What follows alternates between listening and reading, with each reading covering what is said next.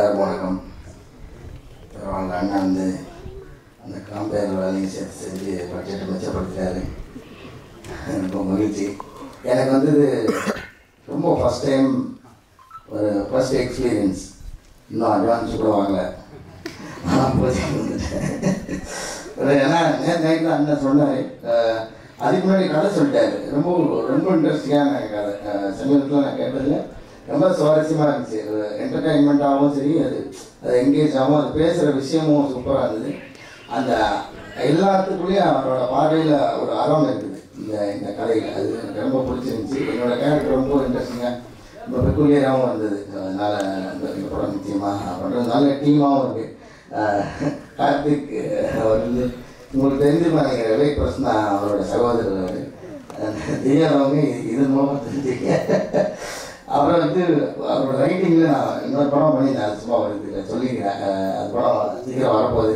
பயங்கரமாக இருந்துச்சு, எனக்கு எக்ஸ்பீரியன்ஸாக சூப்பராக இருக்கும். அந்த படம் வந்து ரொம்ப இன்ட்ரெஸ்டிங்கான படம். அவரோட ரைட்டிங்கில் வரப்போகுது. அப்புறம் இந்த மொத்த டீமுக்கும் என்னோடய வாழ்த்துக்களும், நானும் உள்ளே இருக்கேன்றத மகிழ்ச்சியாக தெரிவிச்சுக்கிறேன். ஆனால் ஐயாப்படி நம்மளுடைய ரீசெண்டாக ஒரு படம் ஒர்க் பண்ணோம், திரும்பவும் சேர்ந்து இருக்கோன்றது ரொம்ப மகிழ்ச்சிங்க. மேடம் ரேவன் மேடம் கேட்டால் பிரகாஷ் கூட நடிச்சிங்கன்னா டக்குன்னு ஞாபகத்துக்கு வரல. நமக்கு ஜிவி சார்னே சொல்லி பழகிட்டோம். அவங்க வீட்டில் செல்லமாக கூப்பிட்ற பேர் நினைக்கிறேன் அப்படி. அவர் யோசிச்சுட்டே இருக்கேன், பிரகாஷ் அப்போ 3 படம் நடிச்சிருக்காங்க. ஆமாம் சொன்னேன். அதுக்கு ரொம்ப நல்ல எக்ஸ்பீரியன்ஸு. எல்லாருக்கும் நன்றி, இயக்குநருக்கு ரொம்ப நன்றி, வாழ்த்துக்கிறோம். கார்த்தி வந்து வரல என்ன சொன்னேன், ஆனால் ஒரு பாட்டு பாடி விடுங்க, அப்போ தான் வந்து பதிலாகும் அப்படிலாம் சொல்லி. எனக்கு பாட்டுலாம் பாட தெரியாது கார்த்தி, பேசுறது எனக்கு கூச்சமாக இருக்கும். ரொம்ப நன்றி, தேங்க்யூ. எங்களை வாழவித்துக் கொண்டிருக்கும் தமிழ் சினிமா ரசிகர்கள் ஆகிய உங்கள் அனைவருக்கும் எனது பணிவான வணக்கம். இயக்குனர், ஒளிப்பதிவாளர், எடிட்டர், இசையமைப்பாளர் மற்றும் எனது சகோதரர் காளி வெங்கட், இன்னும் நடிக்க இருக்க மற்றவங்க, பத்திரிகை நண்பர்கள், ஊடக நண்பர்கள் அனைவருக்கும் இனிய காலை வணக்கம். அதாவது அப்பான்னு சொன்னே ஒரு சின்ன நடுக்கம் வரும், எல்லாருக்கும் ஒரு பயம் வரும். அதாவது அப்பா ஸ்தானத்துக்கு போயிட்டோம்னா ஆல்ரெடி போயாச்சு, 2 பிள்ளைய பார்த்தாச்சு, நீங்கள் புதுசாக ஏதோ அப்பாவை நினைச்சிருக்காங்க. அப்பானா நிறைய பொறுப்புகள் இருக்கும். ஆனால் இதில் அப்பா இருக்காரு, அப்பாவை விட பொறுப்பு அதிகமாக இருக்கிறது நம்ம லக்ஷா. உண்மையிலே அந்த கதையை கேட்கும்போது ரொம்ப வருஷம் கழிச்சு யாரும் நம்ம கூப்பிட்டு கதை சொல்ல போகிறது, வாங்க ஒரு 4 நாள் போட்டு இந்த அவர் கூட வரீங்க, இவர் கூட வரீங்க அப்படின்னு சொல்லிட்டு போவாங்க. ஆனால் முதல்ல கூப்பிட்டு ஒரு கதையை சொல்லி ரொம்ப வருஷத்துக்கு அப்புறமா அந்த கதை சொல்லி முடிச்ச உடனே அவரை கட்டி பிடிச்சி உண்மையில அதை சொல்லிட்டு இருக்கும்போதே நான் அழுதுட்டேன். அவ்வளவு பிரமாதம். அந்த எந்த கேரக்டருமே சின்னது பெருசு சொல்ல முடியாது, அத்தனை கேரக்டரும் அவ்வளவு அற்புதமாக இருந்தது. நான் லைசன்ஸ்னு ஒரு படம் ஒரே ஒரு நாள் ஒர்க் பண்ணேன். அவர் கூட அப்போ பேசலை என்கிட்ட. அந்த அசிஸ்டன்ட் எப்படி பேச சொல்லி இப்போ சார் இந்த கதையில் வந்து நீங்கள் தான் இதை சொல்கிறது, உங்கள் மூலமாக தான் இந்த லைசன்ஸ்னால் என்னங்கிறது ரிவீல் ஆகும். அதில் ஒரு நாள் தான் சார் ஒர்க்கு, நான் கொஞ்சம் எனக்காக பண்ணுங்க அப்படின்னு சொன்னார். சரி போய் பார்த்தேன், என்ன கேரக்டர் என்ன இது எதுவுமே சொல்ல, ஒரே நாள் நடிச்சாச்சு முடிச்சாச்சு. ஆனால் அவர் இங்கே பேசுவாரா பேச மாட்டாருன்னே தெரியல. இவர் மட்டும் பேசாமல் உட்காந்து மற்றவங்க எல்லாம் பேசுகிறாங்க. இவர் என்ன கதை சொல்ல போறார் நம்மகிட்ட அப்படின்னு சொல்லிட்டு தான் போனேன். ஆனால் உண்மையிலே மிரள வச்சுட்டார். நான் கணபதியை பார்த்துருக்கேன், கணபதியோட சேர்ந்து முருகனை இப்போ தான் பார்க்குறேன். அண்ணன் தம்பி 2 பேர்த்தையும் ஒரு ஊரத்தில் பார்க்குறேன். உண்மையை ரொம்ப பிரமாதமாக கதை சொன்னார். ஒரு படம் இல்லை, 2 படம் இல்லை, 3வது படம். அதாவது 1ல் விட்டா 3ல் பிடிப்பான்னு சொல்லுவாங்க. 3வது படம் கண்டிப்பாக இந்த படம் பெரிய வெற்றி படமாக அமையும் நான் அவர்கிட்ட சொன்னேன். சொல்லிட்டு சொன்னேன், ஹீரோயின் யாருன்னு கேட்டேன். இந்த மாதிரி லக்ஷான்னு ஒருத்தங்க புதுசாக பண்ணுறாங்க அப்படின்னு சொல்லி சொன்னார். சார் அந்த புதுசாக பண்ணது கதை வந்து நீங்கள் சொன்ன மாதிரி பாலச்சந்திர சார் படத்தில் வர்ற ஹீரோயின் மாதிரி வெயிட்டான கேரக்டராக இருக்குது. அந்த புதுசாக ஒரு ஹீரோயின் பண்ணும்போது அவங்க அதுக்கு உண்டானது இருக்கான்னு கேட்டேன். அப்போ 2-3 ஃபோட்டோஸ் அப்போ அந்த செல்லில் எடுத்து காமிச்சார்.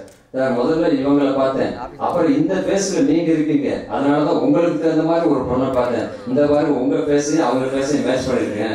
அது மட்டும் இல்லை, இவங்க 2-3 சீனும் எடுத்து பார்த்தேன், எக்ஸலண்ட்டாக பண்ணாங்க. உண்மையிலே இங்கே வந்து உட்காந்துமே பார்த்தேன், நிஜமாவே இந்த பொண்ணால் எந்த கேரக்டர் வேணாலும் பண்ண முடியுங்கிற தைரியம் எனக்கு பார்த்தோன்னே வந்துருச்சு.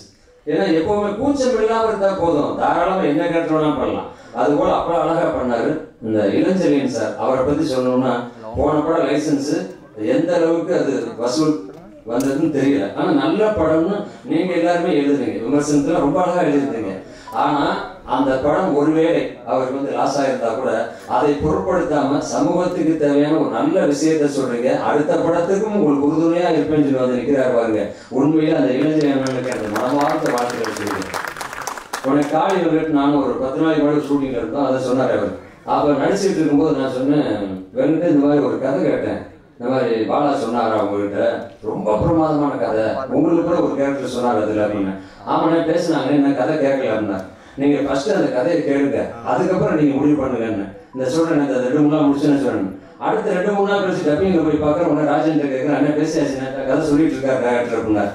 அந்த கதையை கேட்டு விட்டு அவர் சொன்ன மாதிரி அட்வான்ஸ் வாங்காமல் சம்பளம் பேசாமல் கதையை கேட்டு இந்த கேரக்டர் கேட்டு பிடிச்சி வந்தது தான் நானும் காளி வெங்கட்டும். இது போல அந்த ஹீரோயின் வந்திருக்காங்க. இப்போ ரகனா மேடம் கேட்டாங்கன்னு சொல்லி காளி வெங்கட் சொன்னார், ஜிவி கூட நிறைய படம் நடிச்சிருக்கலாம், ஜிவி கூட ஒரு படம் கூட நடிச்சதுங்களா? அதே மாதிரி உங்க இசையிலேயே ஒரு படம் கூட நடிச்சது இல்லை. முத நீங்க வாசிச்சு நடிக்கிறேங்கிறப்ப உங்களுக்கு ரொம்ப சந்தோஷமா இருக்கு. அதுவும் இல்லாம எனக்கு வந்து ரீகார்டிங் ஸ்கோர் உங்களுக்கு நிறையவே இருக்கு. நீங்க கேட்டிருப்பீங்க கதையை, நீங்க கதை கேட்டுட்டு சொன்னார் டேரக்டர் சொன்னார், நீங்க கதை கேட்டு ரொம்ப பிடிச்சிருக்குன்னு சொன்னாங்க ரகனா மேடம் சொல்லி. ரகனா மேடம் மட்டும் இல்லை, யாரு கதை கேட்டாலும் அத்தனை பேருக்கும் பிடிக்கும், யாரு படம் பார்த்தாலும் அத்தனை பேருக்கும் பிடிக்கும். கண்டிப்பாக இந்த கதை எல்லா இடத்துலயும் பேசப்படும். அடுத்த மகளிர் தினம் வரும்பொழுது கண்டிப்பாக இந்த படத்தை போற்றி பேசுவாங்க, பல விருதுகள் கொடுப்பாங்க, இது வேணா உறுதி கண்டிப்பா. அதனால இந்த படத்துல ஒர்க் பண்ற டெக்னீஷியன், எடிட்டர், கேமராமேன் அத்தனை பேருக்கும் உண்மையிலே இப்படி ஒரு படம் நம்ம ஒர்க் பண்ணலையே அப்படின்னு சொல்லிட்டு மற்றவங்க ஏங்குவாங்க. ஏன்னா இந்த மாதிரி சில கதைகள் சில படங்கள் மட்டும்தான் அமையும். அது போல இந்த படம் அமைஞ்சிருக்கு. இந்த படம் இன்னைக்கு வந்து மாசி முடிஞ்சு பங்குனி ஆரம்பிக்குது. மாசியும் பங்குனியும் முடிஞ்சு ஆரம்பிக்கிற நேரத்தில் ஆரம்பிச்சிருக்கீங்க. கண்டிப்பாக இது வெற்றி படமாக அமையும். உங்க கூட சேர்ந்து எப்பையும் தோல் கொடுத்து நாங்கள் இருப்போம், இந்த வெற்றிக்கு உறுதுணையாக இருப்போம் என்று சொல்லி பத்திரிகை நண்பர்கள் நீங்க எல்லாம் இருக்கீங்க. கண்டிப்பாக இந்த கதையை இந்த படத்தை மக்களுக்கு கொண்டு போய் சேர்க்கணும். இது நல்ல படம்ங்கிறத நீங்க எடுத்து சொல்லணும், அவங்க பார்க்க வைக்கணும். இந்த படம் வெற்றி படமாக இதுவும் உங்க கையில் இருக்குன்னு சொல்லி வாழ்த்தி விடைபெறுகிறேன். நன்றி, வணக்கம். எல்லாருக்கும் வணக்கம். என் பேர் நக்ஷா சரண். ஃபர்ஸ்ட் என்னோட வாய்ஸ்க்கு மன்னிப்பு கேட்டுக்கிறேன். I'm not feeling well. இங்கே வந்திருக்க எல்லாரும் Kali Venkat sir, Mayapuri sir, Rana ma'am, it's an honor to work with you ma'am. And press and media family, இங்கே வந்து எங்களை சப்போர்ட் பண்ணுறதுக்கு ரொம்ப ரொம்ப தேங்க்யூ. இதே மாதிரி கடைசி வரைக்கும் எங்களை சப்போர்ட் பண்ணுவீங்கன்னு நம்புகிறோம். டைரக்டர் சார் ரொம்ப ப்ரௌடாக அவர் சொல்லிப்பாரு, ஐ ரைட் குட் விமன் கேரக்டர்ஸ்னு. I think it's is biggest asset. So அந்த ஒரு இதில் எனக்கு இந்த கேரக்டர் கிடைச்சது, I am very very blessed. And இந்த கேரக்டருக்கு ஒரு ஜஸ்டிஸ் கொடுப்பேன் நம்புகிறேன் சார். யா, நிறைய டைம் எடுத்துக்கல. Thank you so much. I think once the project is done இன்னும் பேசுகிறேன். தேங்க்யூ. ரொம்ப நெகிழ்ச்சியாக இருக்குது. இந்த தமிழ் சினிமாவில் எனக்கு வாய்ப்பு கொடுத்த முதல் திரைப்பட தயாரிப்பாளர் சண்முகம், இரண்டாம் திரைப்பட தயாரிப்பாளர் ஜீவானந்தம், எல்லாவற்றுக்கும் மேலாக எனது தாய், எனது மனைவி, எனது குடும்பம், இவங்க எல்லாவற்றுக்கும் மேலாக எனது குருநாதர் சுசீந்தர். இப்போ நான் சொன்ன மாதிரி முதல் தயாரிப்பாளர், ரெண்டாவது தயாரிப்பாளர், அடுத்து இந்த மூணாவது தயாரிப்பாளர் இளஞ்செழியன். ரொம்ப ரொம்ப கடினமான ஒரு சூழலில் பொருளாதாரத்தில் மிக பின்தங்கி இருந்து ஒரு சாதாரண உதவி இயக்குநராக இருந்து இன்னைக்கு மூன்றாவது திரைப்படம் வந்திருக்கேன். அது வந்து நிச்சயமாக ஒரு தனி மனித முயற்சியும் தாண்டி சக நண்பர்கள், சக தோழர்கள், சக குடும்பத்தினர்கள், உறவினர்கள் சார் ஒரு 3 படம் சினிமாவில் பண்ணுறதே எனக்கு ரொம்ப அபூர்வமான ஒரு விஷயமா தான் இருக்குது. கடினமாக தான் இருக்குது. சிறிய படங்கள் தான் பண்ணுறோம், ரொம்ப ரொம்ப சிறிய படங்கள் பண்ணுறோம் அப்படின்ட்டு அந்த படம் தேட்டருக்கு வர்றதுலேருந்து அவ்வளோ பிரச்சனைகள் இருக்குது. எல்லா கடினமான காலங்களையும் கடந்து இந்த நிலைக்கு நான் வருவதற்கு காரணமாக இருந்த அத்தனை நல்ல இதயங்கள், அதாவது ஜிபேலே என் வாழ்க்கை நடந்துட்டு இருந்துச்சு. அப்படி ஒரு நல்ல இதயங்கள் இருக்காங்க.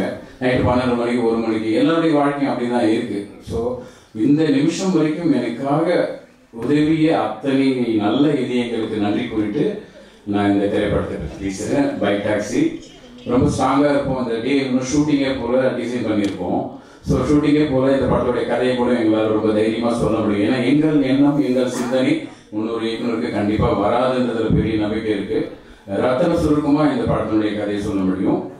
ஒரு ஃபீமேல் பைக் டாக்ஸி ரைடர் வித்யா அப்படின்ற பெண் ஒரு நாள் தன்னுடைய பயணத்தை ஆரம்பிக்கிறாங்க. அவங்க சந்திக்கிற 6 பயணங்கள், 6 சுவாரஸ்யமான மனிதர்கள், 6 பேர் இருக்காங்க இந்த படத்தில். வந்து இன்னும் நிறைய நடிகர்கள் இருக்காங்க. இருந்தாலும் அவங்க முறைப்படி நம்ம அறிவிக்கணும். காளி வெங்கட் அந்த மாதிரி, வையாபுரி அந்த மாதிரி சில பேர் உடனே வந்தாங்க இல்லைங்களா. அந்த மாதிரி இந்த திரைப்படத்தில் ஒரு பெண் பைக் டாக்ஸி ஓட்டுநர் சந்திக்கிற 6 சுவாரஸ்யமான கதைகள். ஆன்டாலஜி கிடையாது, இது என்டையர் 6 கதைகளையுமே வித்யா என்ற பெண் கனெக்ட் ஆகிருப்பாங்க.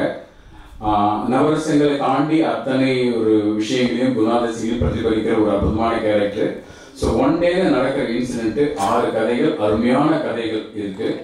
ஸோ அது அதே சமயம் நீங்க எதிர்பார்க்குற மாதிரி இன்னைக்கு 2024ல மஞ்சள் பாய்ஸ்னு ஒரு படம் மிகப்பெரிய வெற்றி, சாதாரண வெற்றியில மிகப்பெரிய வெற்றி. எல்லா இயக்குநர்களுமே அப்படி ஒரு பெரிய வெற்றிக்காக தான் சார் எழுதுறாங்க, திரைக்கதை அமைக்கிறாங்க.